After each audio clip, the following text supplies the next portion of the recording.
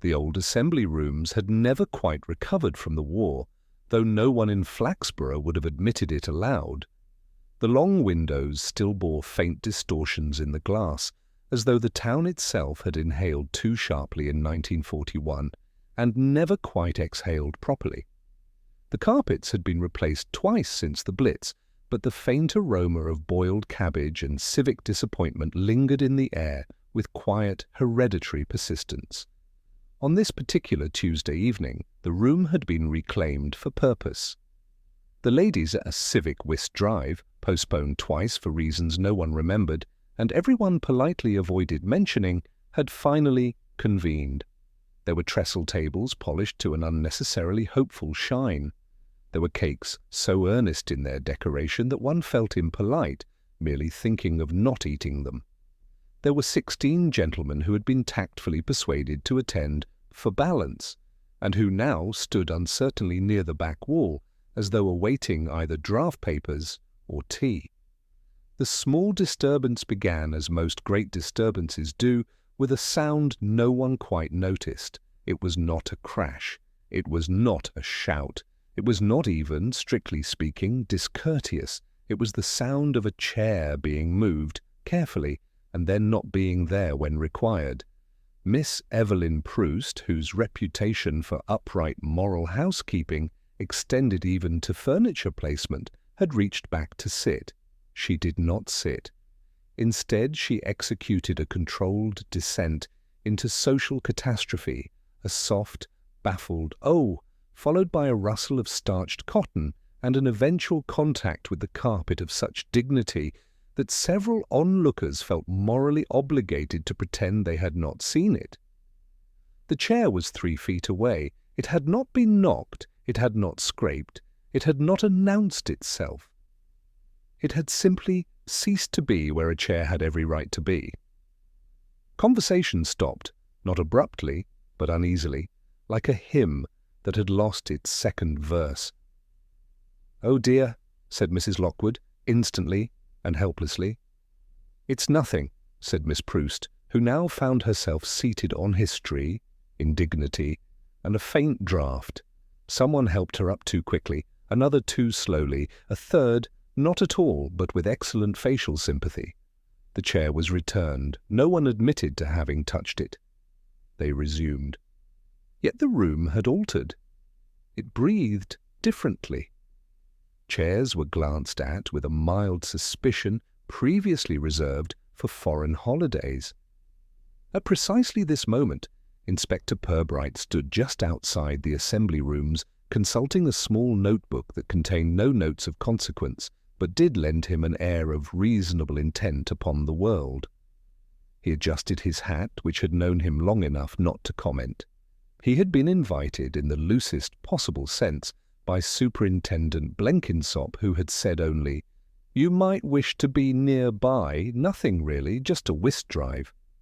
Purbright, who had long experience of events described as nothing, stood quietly and observed the window. Inside he saw Mrs. Tallow arranging raffle tickets with a ferocity normally reserved for border negotiations. He saw Councillor Briggs, who was offended by things he had not yet encountered. He saw Miss Proust receive tea in a cup slightly too large for her hands. He also noticed, though he did not note, that one chair was not quite as all the other chairs. It was newer, or older, or perhaps merely different.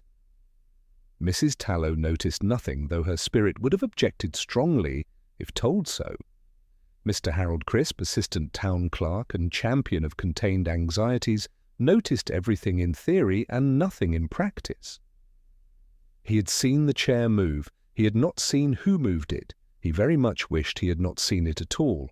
The whist commenced. Cards made shallow, respectable noises. Cakes suffered bravely. Then, as if etiquette itself had inhaled at the wrong moment, something was missing. It was not valuable. It was not obvious. It was not mentioned. The town's ceremonial brass paperweight, shaped like a miniature sheaf of wheat and awarded annually to the most dependable local contributor of administrative regularity, was no longer on the side table. No one said so. Not yet. Instead, everyone noticed that the side table looked unexpectedly bare. "Perhaps we cleared it," said someone, desperately hoping they had. "No, no," said someone else, just as hopefully. The absence spread not loudly but delicately, like a faint chill. By the time Superintendent Blenkinsop arrived, flushed from the short walk and long responsibility of looking official, the chair had been righted, the tea was lukewarm, and the paperweight was nowhere to be found. Purbright stepped inside only then. He removed his hat slowly, which immediately lowered the temperature of the room by several degrees of conscience. He did not ask questions, he did not examine the carpet, he observed the people. He observed the way Mrs. Tallow would not look at the chairs. He observed how Crisp smiled too often. He observed the way Councillor Briggs was already outraged by a criminal not yet invented, and he observed, be it with faint interest, that Miss Proust's handbag now sat upon a chair that had not been hers before. He said at last, "Comfortable game, is it, this whist?" "Oh, yes," said everyone, too quickly. Outside, the windows held their old distortions. Inside, the town of Flaxborough had acquired a tiny crack, and cracks, as Purbright knew, were where everything lived. The evening did not collapse after Inspector Purbright's arrival. It merely compressed. Like a sponge placed in a saucer, it held all its moisture without a spill, growing heavier by the minute. The whist drive continued, but it now proceeded with the careful politeness of people walking through a room where a chandelier had expressed non-fatal intentions. Mrs. Tallow poured tea with the deliberate calm of a woman, pouring concrete. "Well, we mustn't make a fuss," she said to no one in particular, which in practice meant everyone within earshot. "No fuss at all," answered Mrs. Lockwood, who specialized in fuss, performed sotto voce. The missing paperweight had not entered open conversation, which was, of course, precisely how it dominated private ones. "It's probably been moved for dusting," whispered a voice, too urgently helpful to be natural. "Nobody dusts during a drive," replied another, scandalized by the suggestion of such moral instability. Miss Proust, meanwhile, sat straighter than ever upon her borrowed chair, her handbag clutched against her knee with a devotion that approached liturgical. She told herself she was composed. She told herself she was uninjured. She told herself she had not seen what she had seen when she had not. Inspector Purbright remained a quiet centre in a room now orbiting itself.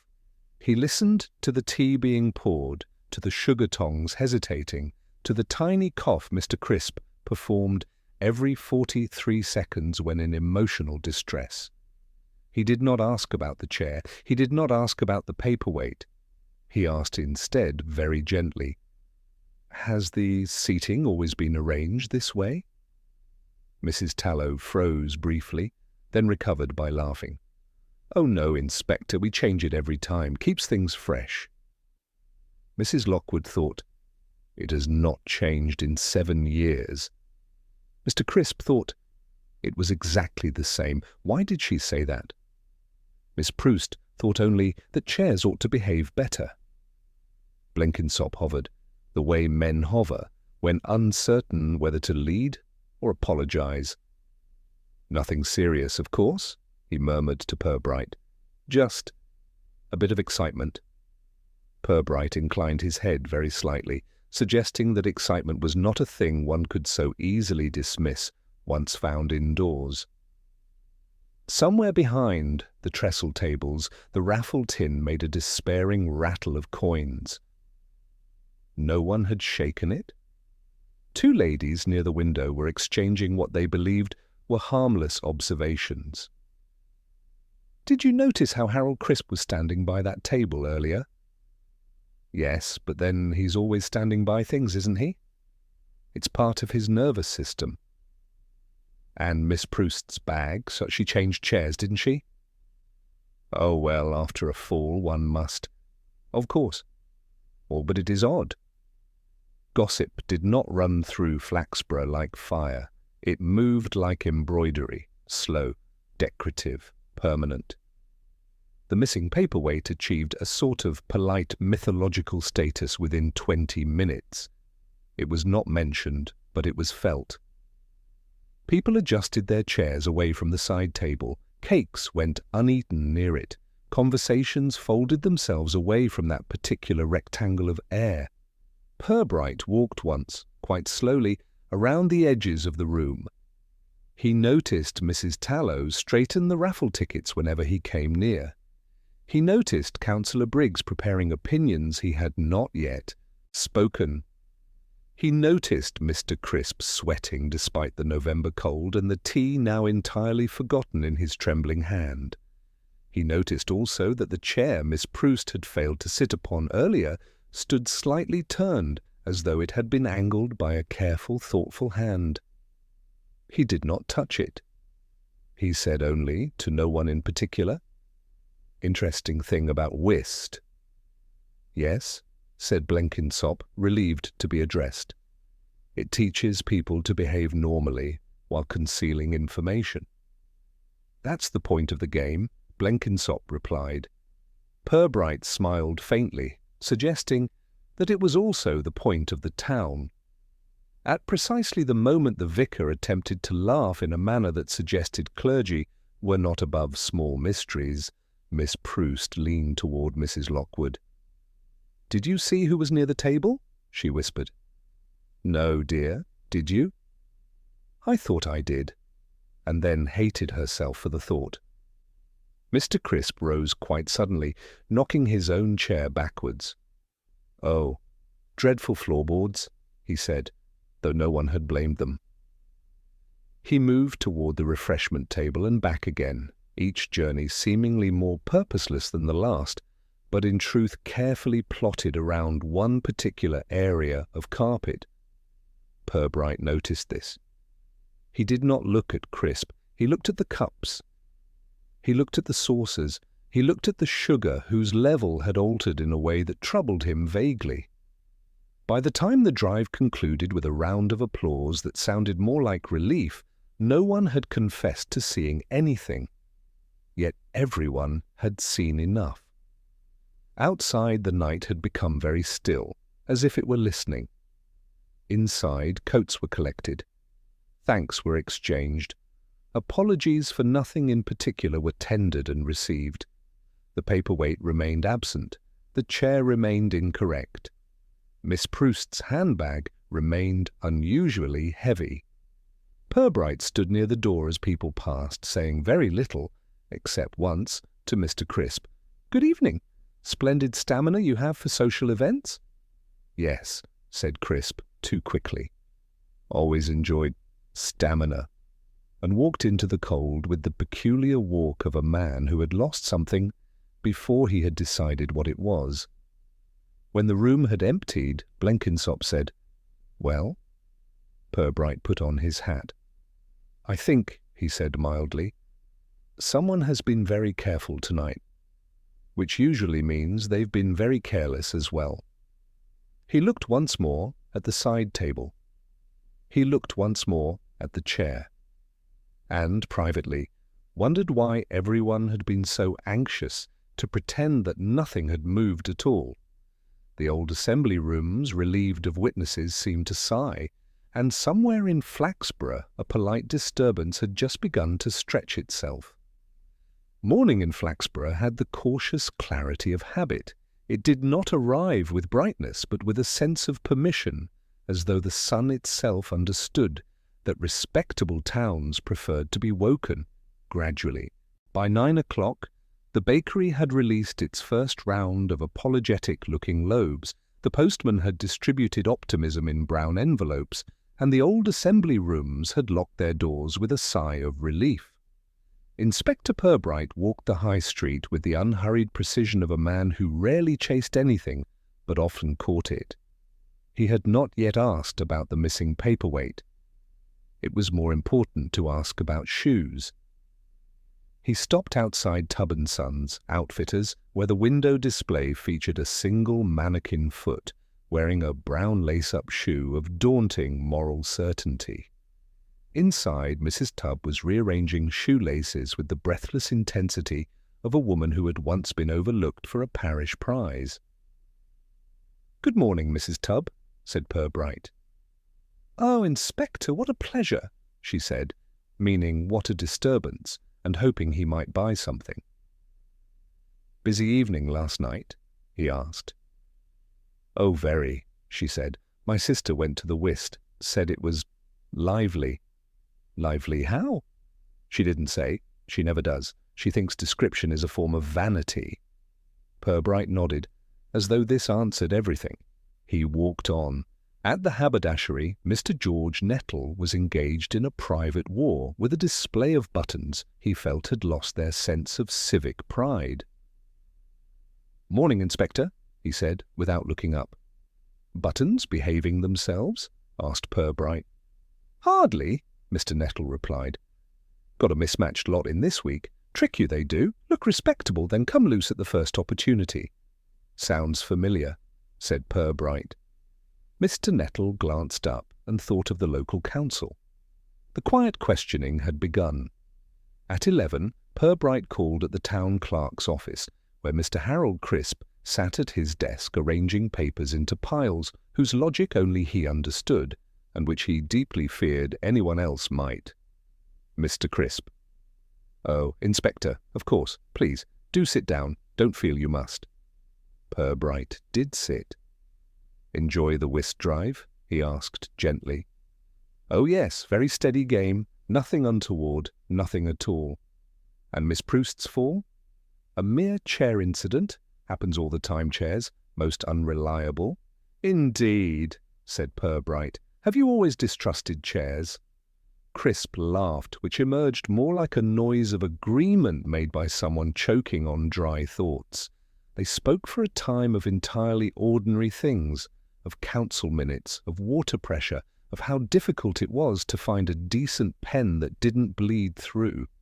And in the spaces between, Crisp revealed too much. He mentioned being near the side table when Mrs. Tallow asked him to check the raffle tin. He mentioned noticing the chair was not quite straight. He mentioned that he had thought the paperweight had already been put away. "But I didn't touch it," he said suddenly. Purbright did not accuse him of having done so. At midday he called on Miss Proust, whose house smelt strongly of starch, old hymn books, and a life lived in careful angles. She offered him tea in a cup so thin it felt apologetic for existing. "You were seated in a different chair?" Purbright said pleasantly. "Oh yes, after the incident." "And your handbag?" She stiffened almost imperceptibly. "What about it?" "Heavy-looking bag," he said, with the mild air of a man commenting upon the weather. "It is always heavy. I carry necessities." She did not list them. Her thoughts did. A handkerchief, a small purse, a book of etiquette, and something else she did not think about at all. Purbright did not ask to see inside. He talked instead about shoelaces. "You'd be surprised how much one can tell about people from their shoes," he said. "Yes," said Miss Proust faintly. "One sees immediately who ties theirs properly." In the afternoon he walked past the old assembly rooms. A delivery boy was unloading chairs from a cart. "New ones?" asked Purbright. "No, sir, old ones. They said there was one didn't match," replied the boy. "Had to take it away. Didn't fit in with the rest." "And who told you that?" "Lady with the tickets," the boy said. "The firm one." "Mrs. Tallow." Purbright paused long enough to notice that the cart did not contain the chair from the night before. Across the road, Councillor Briggs was accosting a lamp-post with complaints about youth, foreign policies, and modern biscuits. "Any news, Inspector?" he demanded, abandoning the lamp-post's ear. "Not as such." "Well, I expect you'll have it out of Crisp by tea," Briggs said confidently. "Always seemed a nervous sort." "Indeed," said Purbright. As afternoon bent toward evening, the town behaved normally. That in itself was peculiar. No one mentioned the paperweight. No one described the chair. No one quite remembered where they had been standing when Miss Proust fell. And yet everyone recalled something small.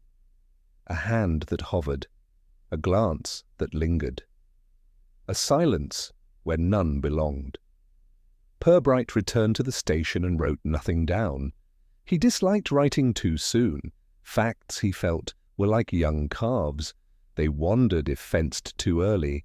He thought of shoelaces, he thought of buttons, he thought of the wrong chair being taken away before anyone had officially decided it was wrong. He thought of Mrs. Tallow's firmness, he thought of Miss Proust's bag. Most of all, he thought of the way Crisp had said, "I didn't touch it," without being asked. When Blenkinsop appeared in the doorway, hopeful and damp with official dampness, he said, "Any progress?" Purbright looked out at the street. "A little," he said. "People are beginning to tell me the wrong things," which is usually a sign they're thinking about the right ones. Outside, Flaxborough was quietly practicing innocence. Inside, its small secrets were learning to speak without words. Mid-morning, Flaxborough had decided, collectively and with its usual polite decisiveness, that someone must be at fault. The missing paperweight, though never formally mentioned, had already acquired a convenient villain. Mr. Harold Crisp, with his nervous gestures, pale hands, and overly polished shoes, fit the description perfectly. It was not evidence that guided the town's conclusion, but character, or as one might call it in Flaxborough, perceived character. Superintendent Blenkinsop, ever eager to tidy uncertainty into administrative neatness, called Crisp to his office with a firmness that suggested inevitability. "Harold, we must speak of last night's incident." Crisp arrived clutching a notebook he had prepared, filled with lists of council matters, pen trials, and bread crusts pressed flat by careful fingers. He looked at Blenkinsop with a face so apologetic that it could have been mistaken for guilt in almost any other town. "It's just a paperweight," Crisp began in his usual high-pitched anxiety. "Nothing important." "Perhaps to some," Blenkinsop said, not unkindly. "But people noticed it was missing." "Yes, I understand, but I assure you I did not—" "I know," said Blenkinsop, and waved his hand, leaving Crisp suspended between relief and suspicion. "I merely wanted you to recount the evening." Purbright, who had quietly arrived and stood leaning against the window frame, said nothing. He sipped his tea with the slow deliberation of a man who understood that premature judgment was the enemy of truth. Crisp recounted the whist drive with meticulous attention to every detail except the one that mattered. He described chairs, cups, hands, and paper clips with unwavering precision, yet the paperweight was always present in his narrative.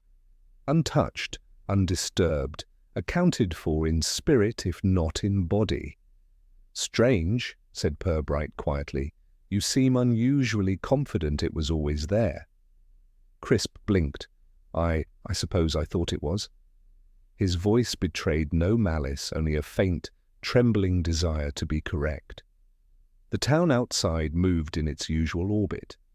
Mrs. Lockwood, seeing Crisp appear unsettled, murmured to Mrs. Tallow about his nervous disposition, and the story grew legs of sympathy and accusation simultaneously.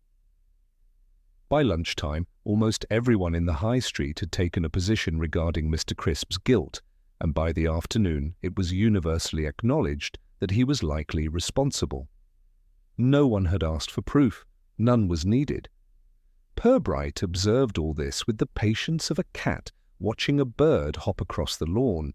He did not intervene. He allowed the accusation to consolidate because he understood the town required an obvious villain before it could feel safe again. Crisp, meanwhile, walked between his home and the council offices with every movement measured, uncertain whether people's smiles were understanding or accusation. And yet Purbright noticed the tiniest inconsistencies. Crisp would glance at a cupboard that had nothing in it. He would hesitate before stepping onto the carpet near the assembly room. He would mention a chair he had not sat in.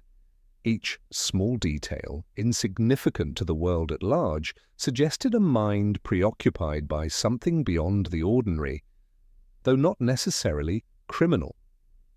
By late afternoon, Purbright called on Mrs. Tallow, who was organizing files for the next Whist drive, with a meticulousness that bordered on devotion.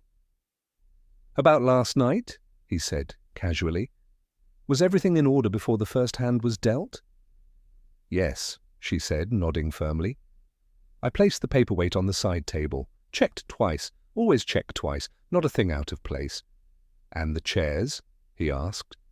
"All straight, except for that unfortunate incident with Miss Proust, but that was merely a fall. She has a very high standard for sitting, you know." Purbright's eyes remained unreadable. "I see." He left her house slowly, noting how her eyes darted back to the side table even as she returned to her paperwork. It was admiration, anxiety, or mischief? He did not yet decide which.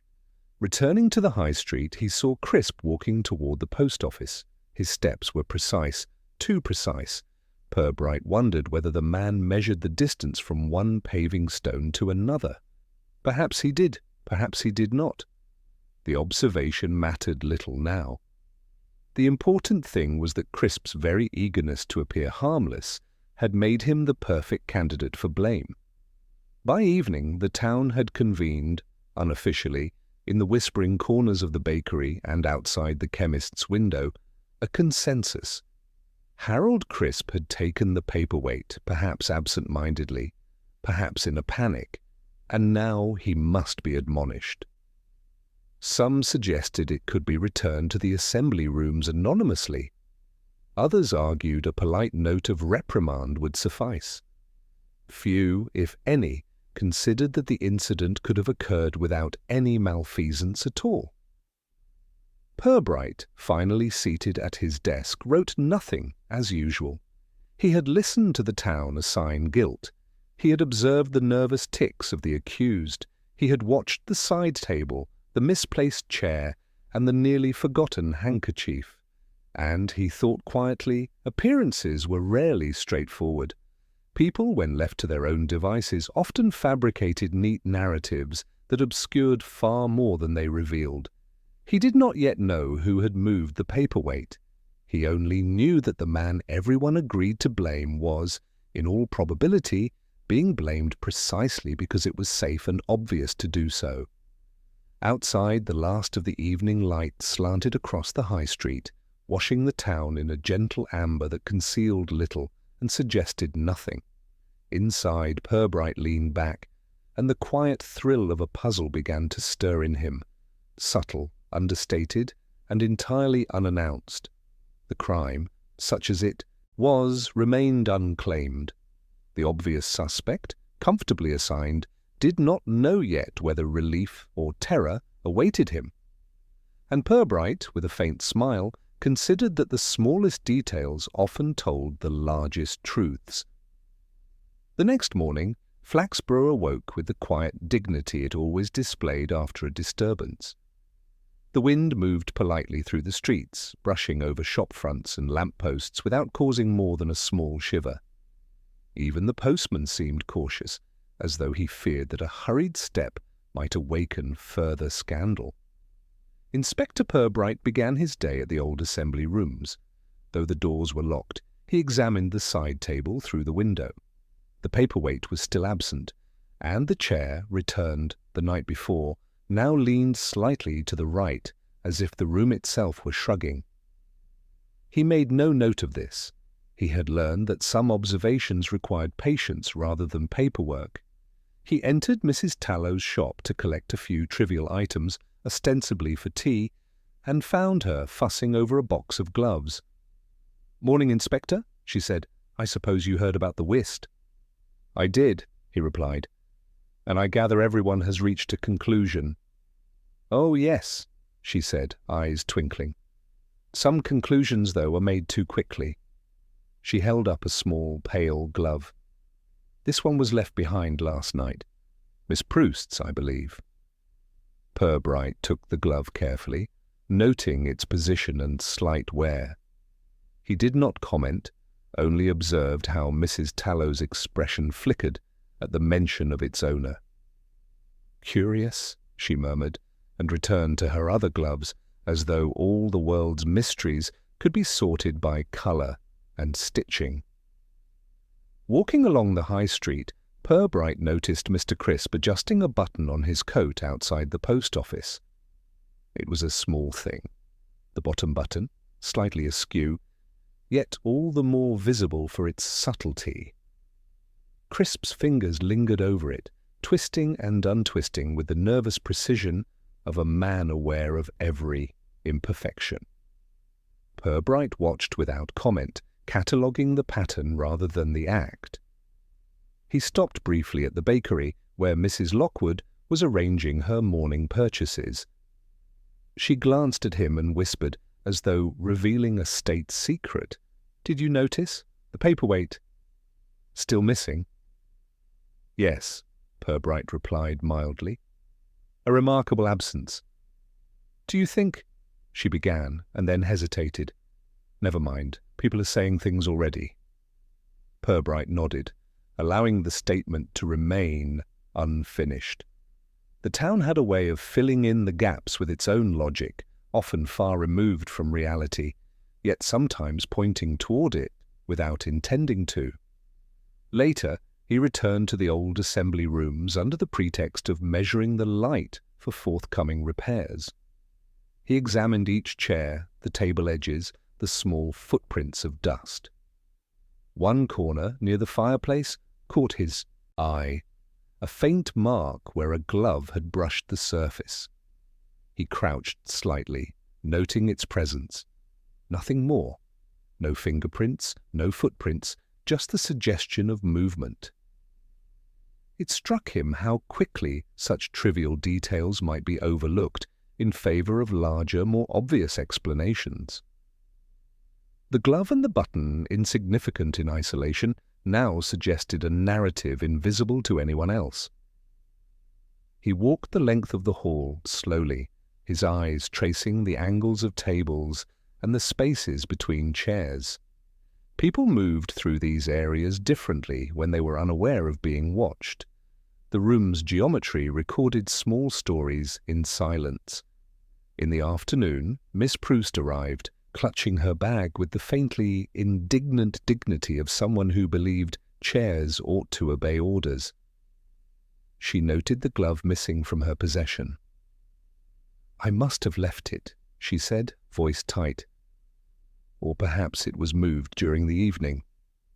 Her eyes flicked briefly to the side table, then away, leaving her thought unspoken.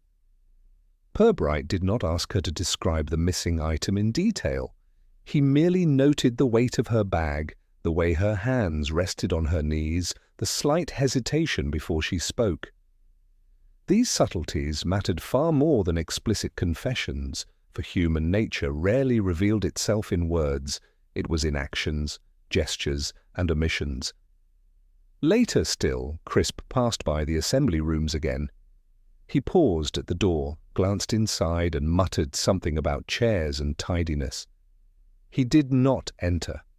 His hand brushed the button on his coat once more before he continued walking.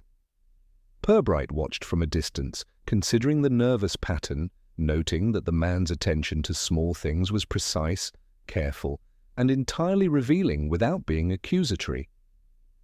By evening, the town had resumed its usual rhythm, shops closed with polite finality, lamps flickered on with ceremonial caution, and residents walked past one another with well-practiced civility. Yet beneath the surface, something had shifted. Conversations had subtle inflections, glances lingered longer, and chairs were adjusted almost imperceptibly upon entering a room. Purbright returned to his office. He placed the glove beside the notebook he had not yet written in, and adjusted the chair as though it might provide insight merely by existing. He considered buttons, gloves, and the subtle silences that bound the town together in manners, habits, and unspoken truths. One small, misaligned button and a forgotten glove could speak volumes, if one knew how to listen. Outside, the evening deepened into quiet shadows. Inside, Purbright sat back, absorbing the town's rhythms, the small hints of disturbance beneath its polished exterior, and the delicate way that guilt and innocence intertwined. He did not yet know how the paperweight had disappeared, nor why the glove had been left behind, but he was beginning to see the threads, the minor inconsistencies, the carefully rehearsed behaviours, the subtle signs that something beyond mere accident had occurred. And in Flaxborough, the smallest threads often revealed the largest tapestry. Flaxborough, as it often did, went about its business under the impression of normality. The cobbled streets carried the usual procession of boots and baskets, the bakery windows displayed loaves in their customary manner, and the postman whistled in the way that suggested even minor disturbances had been politely filed away. Yet the town's quiet equilibrium was subtly frayed, as though someone had pressed a finger against the surface of a calm pond. Inspector Purbright, strolling through the market square, observed these nuances without comment. A new layer of information had begun to reveal itself: invisible hierarchies, microaggressions, and understated rivalries that governed who could sit where, who could speak first, and who must defer politely. The Whist drive, in hindsight, had been merely a stage for these currents. Mrs. Lockwood, arranging vegetables at the market stall with exaggerated care, noticed Purbright passing. She lowered her voice. "Did you hear about Miss Penrose and the raffle last night?" she asked. "She insists her numbers were overlooked." She did not wait for a reply. "It's ridiculous, but you see, everyone has an opinion."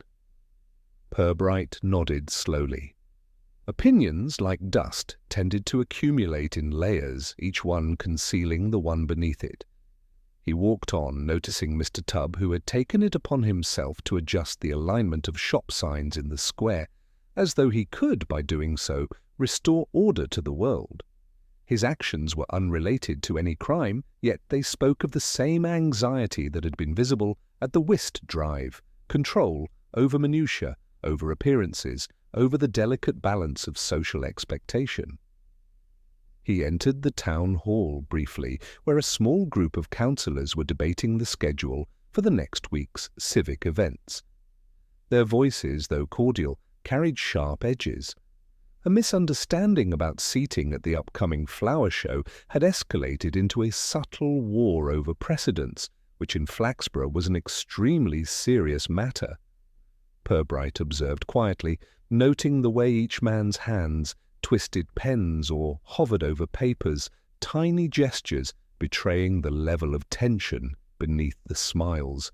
By mid-afternoon, Purbright found himself outside the old assembly rooms again. He watched as the caretaker, Mr. Hargreaves, adjusted a row of chairs with meticulous attention, muttering about symmetry and propriety. Even the smallest movements held meaning. The chair closest to the side table was slightly misaligned, a detail unnoticed by anyone but the inspector. These small acts of correction hinted at the town's obsession with appearances and the underlying anxiety about last week's disruption. Later, he visited the library where Miss Penrose was cataloguing new books with the precision of someone determined that order must prevail. She glanced at him, smiled faintly, and returned to her work. Her fingers paused over a particularly heavy tome. Purbright noticed the hesitation. Perhaps she had been seated at the whist drive near the side table, perhaps she had not, but her concern for placement suggested an awareness of hierarchy that few others admitted. He made a mental note to explore these subtleties further. The late afternoon brought Mr. Crisp back into view. He stood near the assembly rooms, ostensibly observing passers-by, yet his attention was drawn repeatedly toward the window where the side table resided. Each time his glance lingered, Purbright noted the slight tightening of his shoulders, the careful positioning of his coat sleeve, and the minute tapping of his foot. The man's behaviour revealed anxiety, yes, but also a consciousness of invisible rules. Who could be seen, where, and by whom? Crisp's nervous energy, coupled with the town's fixation on hierarchy, created an intricate pattern that only someone patient could begin to unravel. By early evening, Purbright returned to his office, where he sat quietly, with his notebook open, yet empty. He reflected on the day's observations, the unspoken rules, the silent adjustments, the careful navigation of social structures. Flaxborough's citizens, each wrapped in their private consciousness of propriety, had revealed more than they could imagine. Invisible hierarchies, tiny grievances, and subtle acts of vigilance intertwined with the peculiar events of the Whist drive. The missing paperweight, the misplaced glove, the errant button. All were threads woven into a fabric of social behaviour, each carrying significance that the town itself refused to acknowledge openly. Outside, the evening light softened the edges of the high street. Inside, the inspector considered these small details, the patterns of human behaviour that dictated both action and inaction. He understood that the town's surface calm was deceptive. Beneath it lay subtle currents of influence and anxiety, waiting to be observed, measured, and interpreted.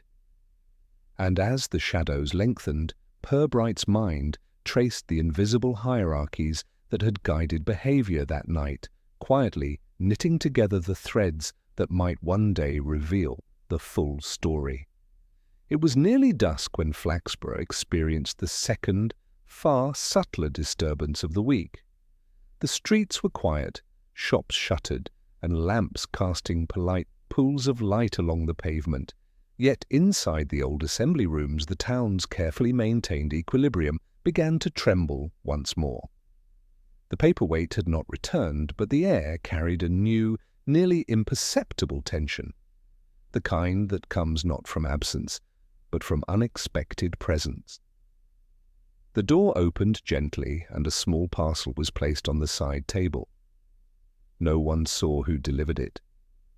The paperweight, or what looked very much like it, lay wrapped in brown paper, tied with string, as though the sender were anxious to be both generous and anonymous. Mrs. Tallow, arranging raffle tickets nearby, froze mid-sentence, her hands hovering as though she feared touching it might trigger calamity. The glove Miss Proust had left behind was still draped on a chair, but now seemed almost to point toward the parcel, an unintended index of curiosity. Purbright, standing unobtrusively in the corner, observed without intervening. The town, if it noticed, acted with restraint. Nobody gasped, nobody pointed, nobody exclaimed. Flaxborough's residents were polite to a fault, yet the very quietude made the event all the more disruptive. It was not a theft, it was not a removal. Yet it suggested action, intent, and a deliberate communication that bypassed the town's normal channels. Mr. Crisp appeared almost immediately, drawn to the room with a pace that suggested both curiosity and apprehension. His eyes rested on the parcel, then flickered to the side table, then to the chairs around it. The weight of the package, the careful wrapping, the anonymity of delivery, all conspired to unsettle him without any overt accusation.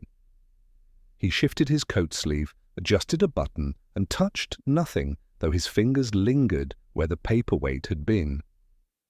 His behaviour revealed thoughtfulness mingled with unease, a combination Purbright noted with faint interest. A few latecomers, arriving for an evening rehearsal of the town choir, paused at the doorway.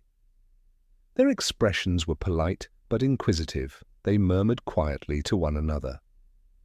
Perhaps it was misplaced, one suggested, though the tone implied skepticism.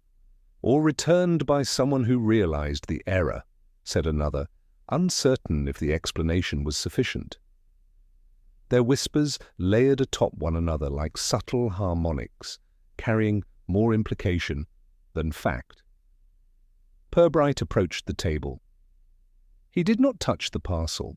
He did, however, observe its placement, almost precisely where the paperweight had been the night before, and the slight indentation in the surface, suggesting it had been set down with care. The glove on the nearby chair brushed the edge of the table as if in gentle accusation. He made no comment. He only catalogued. Observation, he knew, often yielded more than immediate inquiry. Mrs. Tallow, recovering her composure, leaned forward slightly. "Should we open it?" she asked. Her voice trembled in the most polite possible way. Purbright shook his head, indicating that patience, rather than immediacy, was appropriate. The town's reactions were themselves revealing. Who hesitated? Who pressed forward? Who looked only at others before acting? Each movement, each glance, carried significance beyond the physical object itself. Mr. Crisp lingered near the doorway, fingers tapping a subtle rhythm on his notebook. He avoided approaching the table directly, yet his gaze remained fixed on the parcel. Purbright noted the tension in his shoulders, the slight narrowing of the eyes, the careful avoidance of the most direct path. His body language spoke of both fear and fascination. It was the human element that mattered more than the item before them. As minutes stretched into quarter hours, the tension diffused slightly. Those present resumed small talk about the upcoming flower show, the alignment of chairs for the next whist drive, the quality of newly delivered cakes. Yet the parcel remained, silent, as though waiting for observation rather than action. Its mere existence forced the town to reconsider previous assumptions. Crisp's supposed culpability became less clear, his earlier anxiety now tangled with uncertainty about the motives behind the return. Purbright allowed himself a faint smile. The return of the paperweight, or its surrogate, complicated matters delicately. The first, obvious narrative had been undermined not through argument, but through action. It was subtle, understated, and entirely characteristic of Flaxborough's social machinery. Whoever had returned it wished to communicate something without announcing themselves, leaving the town to reconstruct meaning from minimal evidence. By evening, the visitors had departed, leaving only the regular townsfolk to absorb the implications. The parcel remained untouched. The side table bore its weight like a silent sentinel, and the glove lay draped nearby, a modest witness. Crisp lingered at the threshold for a few more moments before retreating, his nervous patterns more intricate than ever. The town had received a message, though none could yet interpret it fully. Purbright, alone in the quiet hall, walked slowly along the edge of the room. He observed the chairs, the slight depression in the carpet, the careful alignment of tables, and the weight of human attention. The paperweight, absent and returned, had become a nexus of behavior, revealing far more about people than objects. And in that careful observation, he began tracing threads that promised to unravel the truth, threads imperceptible to anyone focused solely on the obvious. Outside, the street lamps cast elongated shadows across the square. Inside, the assembly room settled into a tentative calm. But Purbright, standing beside the side table, understood that the second disturbance had shifted everything. The neat narrative the town had constructed around Crisp's culpability now trembled. Motive, opportunity, and observation had to be reconsidered. And he, as always, would wait for the smallest clue to speak the loudest, leaving the obvious story for the town to debate while he traced the hidden one. The following morning, Flaxborough maintained the outward calm of ordinary life, though under its polite veneer, subtle tensions persisted. Inspector Purbright began his day in the quiet of his office, where the sunlight fell across his desk in deliberate, measured patterns. Tea sat steaming beside him, untouched, and the sugar bowl remained unopened, a small emblem of restraint. It was the kind of morning that invited reflection, and Purbright intended to make full use of it. He reviewed the events in his mind, the chair that had vanished and returned, the misplaced glove, the errant button, and the paperweight, which had now reappeared in a cryptic parcel. Each item had its own history, each acted as a silent witness, and each revealed the town's concealed anxieties. But beyond objects, it was the behavior of people that demanded attention. The true clues, he knew, were rarely tangible. Mr. Crisp arrived shortly, with the cautious energy of a man perpetually balancing on the edge of propriety. He placed his hat on the rack with an air of contrition, as if it were a sign of surrender to unseen forces. "Good morning, Inspector," he said, voice tight, yet courteous.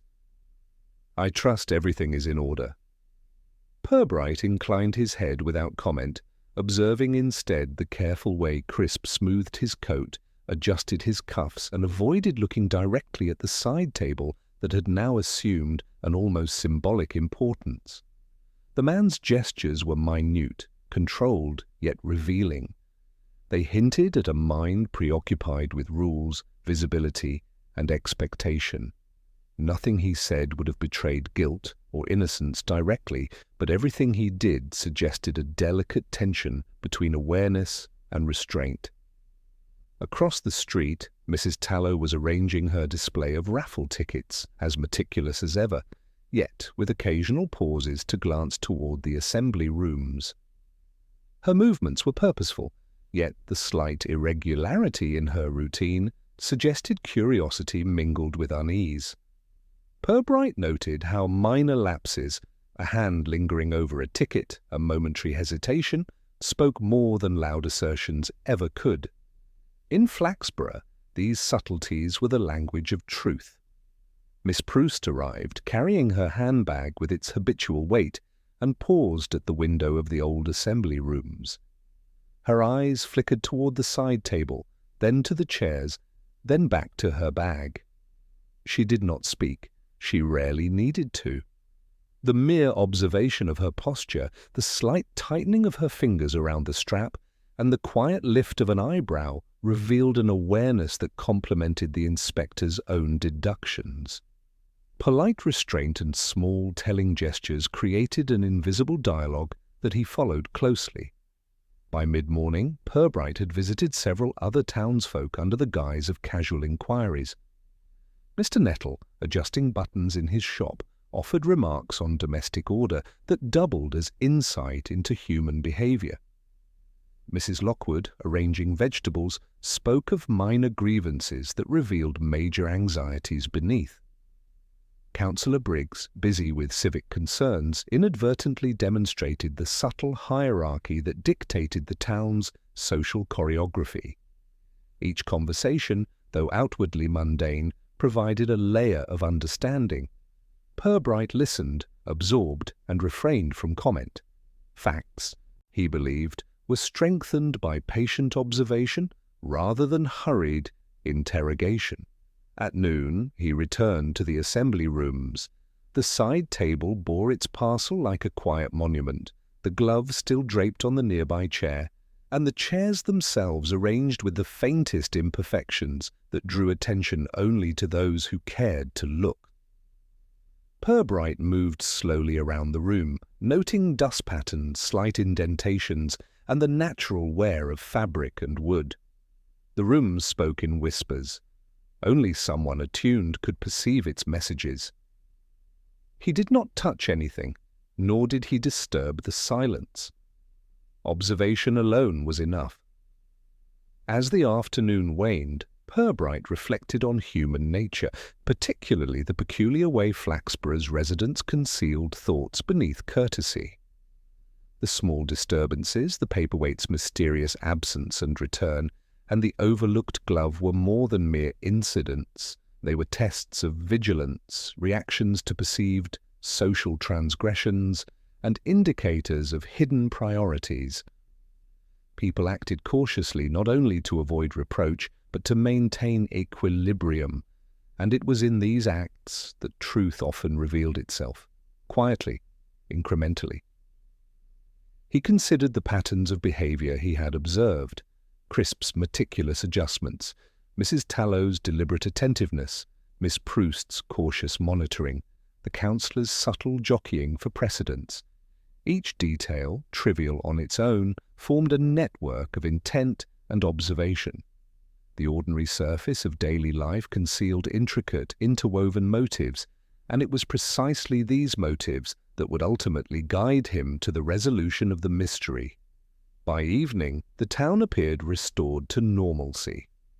Yet Purbright, sitting alone with his tea, still without sugar, understood that beneath the civility, human nature had been tested and measured. Observations, gestures, and small inconsistencies had quietly accumulated, offering insight far beyond casual appearances. The stage was set, the players were visible, their movements predictable only to a discerning eye. And as the shadows lengthened across Flaxborough, Purbright prepared to trace these threads further, knowing that the quietest of moments often contain the loudest truths. The following afternoon, Flaxborough was bathed in soft sunlight, the sort that encouraged civility and mild speculation. Inspector Purbright received a note delivered by the postman, folded with careful precision, the handwriting neat and deliberate. It was an invitation, though it appeared innocuous, a gathering at the assembly rooms for tea, conversation, and a brief review of upcoming civic events. The wording was measured, courteous, and almost too precise, the kind of phrasing that implied an underlying purpose without stating it openly. Purbright read the note twice, noting the subtle emphases. The choice of words, the spacing, the absence of any hint of urgency. He did not reply immediately, but retained it for careful consideration. Invitations, he knew, were rarely just invitations in Flaxborough. They were gestures, tests, and, occasionally, quiet probes into character and truth. By mid-morning, he made his way to the assembly rooms, arriving under the guise of casual interest. The room was arranged with the kind of meticulous symmetry that Mrs. Tallow favoured. Chairs in orderly rows, tables aligned with measured exactitude, and the side table, now cleared of the parcel, prominently displayed at the centre. The glove still rested on a chair, as though it had been positioned deliberately to invite observation. Every element suggested preparation, intention, and careful control over perception. Guests arrived gradually, each displaying the town's characteristic politeness tinged with curiosity. Councillor Briggs spoke of seating arrangements, Miss Penrose of the quality of cakes, and Mrs. Lockwood of the precise timing of events. Each remark, each gesture revealed the hierarchy and subtle tensions that Purbright had been observing for days. People moved within these invisible boundaries, careful to avoid missteps, conscious that any minor lapse might draw attention. The room was alive with observation, each resident performing their expected role, yet all subtly revealing themselves. Purbright watched silently as Mr. Crisp entered, posture careful, eyes scanning the room without lingering. He paused briefly near the side table, adjusting his coat sleeve, then moved to a chair at the periphery, as though proximity to the paperweight was both necessary and dangerous. The inspector noted his minute gestures, the way his fingers brushed a notebook, the careful placement of a handkerchief, the almost imperceptible hesitation before speaking. These small acts, more than any words, spoke of consciousness, anxiety, and careful calculation. When the tea was served, cups were handled with precision, teaspoons clinked against saucers, and conversation proceeded in a rhythm of polite pauses and subtle inflections. Purbright listened, noting not the content, but the manner of speech, who deferred, who emphasized, who lingered over phrases. The seemingly ordinary dialogue carried layers of meaning, tiny cracks through which the truth might reveal itself. It was an orchestra of civility, each note hinting at hidden thoughts and intentions. At one point, Purbright addressed the group lightly, commenting on the arrangement of chairs. His words were casual, almost trivial. Interesting the way seating can influence behavior, is it not? The remark, innocuous on the surface, prompted reactions. A faint shift in posture here, a quick glance exchanged there. The inspector allowed the subtle ripples to propagate, noting each response carefully. The carefully worded invitation had served its purpose. It had assembled the right people under controlled conditions, creating an environment where truth could emerge without direct confrontation. Miss Proust, seated near the window, glanced toward the side table, then back at her hands. Her expression was composed, yet a tiny tension around the mouth betrayed concern. Purbright observed, without comment, the intricate dance of attention, restraint, and subtle signaling each guest was performing, yet their performances contained involuntary disclosures. He catalogued them silently, understanding that the real revelation would come not through accusation, but through careful orchestration of observation. As the afternoon progressed, Purbright sipped his tea, noting its slightly lukewarm temperature in the absence of sugar, a minor detail that reinforced his attention to the smallest irregularities. The room's energy, measured and polite, carried the faint hum of anticipation, though none could articulate what was expected. In Flaxborough, subtlety was the instrument of discovery, and the inspector's test was working. The guilty, or those involved, could not hide entirely under manners alone. Small tells, unnoticed by all but the most discerning, began to accumulate, weaving a pattern that Purbright quietly followed. By late afternoon, the meeting concluded without incident, yet the room had spoken volumes to the observant eye. Guests departed with the usual civility, but each left a trace, a glance, a gesture, a hesitation. Fragments that, when assembled, hinted at concealed truths. Purbright remained alone with the side table and the glove, reflecting on the subtle orchestration that had unfolded. The carefully worded invitation had produced exactly the results he anticipated. Human nature revealed itself in the smallest, most ordinary moments, leaving the inspector with a growing understanding of motive, opportunity, and the concealed dynamics that would soon resolve the mystery. By the following morning, Flaxborough seemed unchanged, though the faint ripple of unease persisted beneath the town's polished civility. Inspector Purbright arrived at the assembly rooms once again, this time with a quiet intention. The side table, now cleared of the glove and parcel, stood ready for observation, a neutral stage for a conversation that would resolve weeks of subtle disturbance. Chairs were arranged with careful symmetry, as if the room itself understood the importance of measured order. Purbright moved slowly among them, noting the alignment, the slight depressions in the carpet, the residual marks of human presence, all clues in a landscape of civility. The townspeople arrived in pairs and small groups, each carrying an aura of curiosity, mild apprehension, and, in some cases, self-conscious guilt. Councillor Briggs entered first, followed by Mrs. Tallow, Miss Proust, and Mr. Crisp, each taking positions around the room as if rehearsing for a polite performance. Purbright allowed them to settle, observing gestures, postures, and glances, noting the small betrayals that accompanied well-practiced composure. Timing, he knew, was as revealing as speech. He began gently, drawing attention to the paperweight. "It seems we have all been concerned with its absence," he said, voice calm and measured. "And yet its return, while seemingly generous, has prompted questions that might never have arisen otherwise." A faint ripple passed through the room.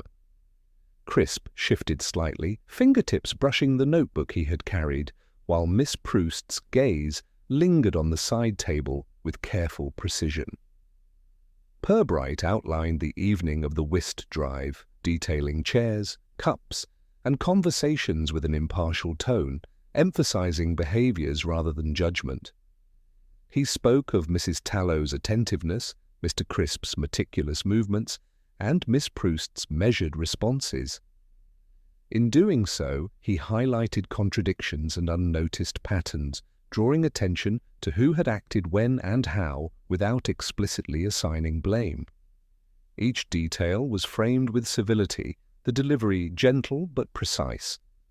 He paused occasionally, allowing the listeners' minds to fill in gaps, to consider the relationships between gesture, placement, and intent. The missing glove, the misplaced chair, and the parcel were all referenced subtly, not as evidence, but as markers of attention and misalignment. Purbright's observations drew attention to inconsistencies, how hands lingered, how eyes avoided contact, and how minor discomfort revealed much about human nature. Finally, he turned toward Mr. Crisp. "You have been exceedingly careful, perhaps over-careful, in your conduct," he said, quietly. "It is evident that your attention to propriety and detail has made you the natural focus of suspicion, yet your actions, observed closely, reveal nothing untoward. Instead, they demonstrate conscientiousness, a desire to act correctly under scrutiny. The truth is not always where it appears." A collective breath seemed to pass through the room. Crisp relaxed slightly, though not entirely. Purbright continued, addressing the assembly with the same calm impartiality. The paperweight, while seemingly lost, was moved in the ordinary course of preparation. The glove and the chair, the subtle shifts you noticed, were all incidental, consequences of attentiveness rather than malice. The second disturbance, the parcel, was a gesture meant to restore order and provoke reflection. No one acted with ill intent. Instead, what we observed was human nature in motion, anxious, careful, and infinitely nuanced. Eyes turned, first toward the table, then to one another. Miss Proust nodded slightly, understanding the gentle reconciliation of appearances and reality. Mrs. Tallow's hands, previously restless, were still. Councillor Briggs adjusted his posture, his expression a mixture of relief and acknowledgement. Purbright's narrative had not pointed fingers, it had revealed patterns, gently untangling misconceptions without drama. He concluded, voice serene and precise. "In Flaxborough, the smallest acts carry significance, and the ordinary becomes remarkable under observation. What might appear as mischief or negligence is often conscientious behavior constrained by social expectation. By examining patterns of action, by noting hesitation and emphasis, we arrive at truth, not in grand spectacle, but in the quiet reflection of what has already transpired." A pause followed. The room, so recently alive with minor tension, settled into a reflective calm. Everyone understood, on some level, the gentle resolution, no culpability, no scandal, merely the revelation of subtle human behaviors. The side table, the glove, the parcel, and the chairs were all once more neutral participants in the town's orderly existence, their significance now clarified by careful observation rather than accusation. Purbright stood quietly, allowing the explanation to permeate the room. He noted the unspoken relief, the restored composure, the way small gestures now carried acknowledgement rather than suspicion. The town had been guided gently toward understanding, the mystery resolved through civility, patience, and observation. Flaxborough resumed its rhythms, subtly altered not by scandal, but by insight. And in that quiet, orderly hall, the inspector reflected on human nature once more, attentive, anxious, and rarely revealing itself fully, yet endlessly instructive to those who watched with care.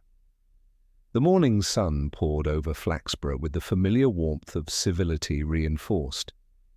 Shops opened on schedule, the bakery displayed loaves arranged with habitual precision, and even the postman seemed to move with extra deliberation, as if acknowledging the town's recent lessons in caution and attention. Life had resumed, yet the memory of the whist drive, the missing paperweight, and the subtle disruptions lingered in small glances and whispered acknowledgements. Inspector Purbright walked slowly along the high street, observing the routines that had subtly adapted.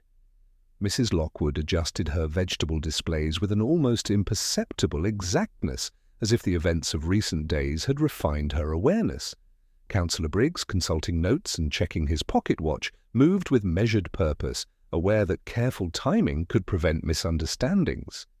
Even Mr. Crisp, once the focal point of suspicion, walked with a calm precision, no longer burdened by misplaced guilt, but gently aware of how his meticulous habits had inadvertently drawn attention. Purbright paused at the assembly rooms. The side table, now fully restored to its place, carried no parcel, no glove, no symbolic weight. The chairs were aligned exactly as they had been before the disturbances, yet each imperfection in the carpet or dent in the wood bore faint traces of human negotiation, subtle negotiations that had played out silently. He studied the arrangement, noting the layers of meaning embedded in ordinary objects. Even in apparent normalcy, the record of human behavior persisted.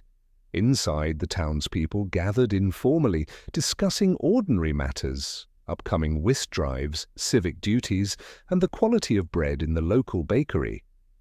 The events of the past week were no longer spoken aloud as disruptions, but they influenced tone, timing, and interaction. Miss Proust, whose handbag had caused so many misgivings, arranged her belongings carefully, aware that the subtle choreography of social order mattered as much as any object. Mrs. Tallow moved among them, her attention vigilant but unobtrusive, as if ensuring that civility would prevail without explicit instruction. Purbright allowed himself to listen rather than speak, observing the interplay of gestures and glances. He noted the way minor hesitations, careful adjustments, and polite inquiries revealed priorities, anxieties, and character. The missing paperweight, the misplaced glove, the errant chair, all had been catalysts subtly exposing patterns of behavior that the town had now absorbed and internalized. Human nature, he thought, could rarely be concealed entirely, especially in a place attentive to manners, expectation, and observation.